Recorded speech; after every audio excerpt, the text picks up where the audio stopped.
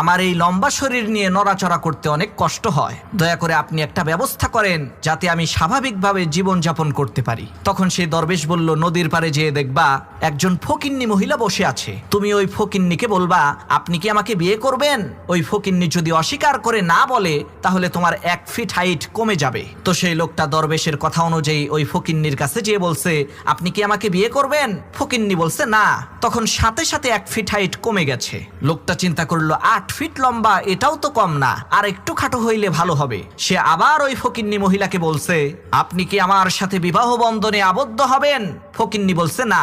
সাথে সাথে আর 1 feet height কমে গেছে। লোকটা চিন্তা করলো 7 ফিট লম্বা, এটাও তো কম না, আর 1 ফিট খাটো হইলে আমাকে দেখতে আরো সুন্দর লাগবে। এই চিন্তা করে লোকটা সেই ফকিন্নি মহিলাকে আবার বলছে, আপনি কি আমাকে বিয়ে করবেন। তখন সেই ফকিন্নি মহিলা বলছে, না না না না না। তখন সাথে সাথে লোকটা একেবারে ছাগলের বাচ্চার সমান হয়ে গেছে।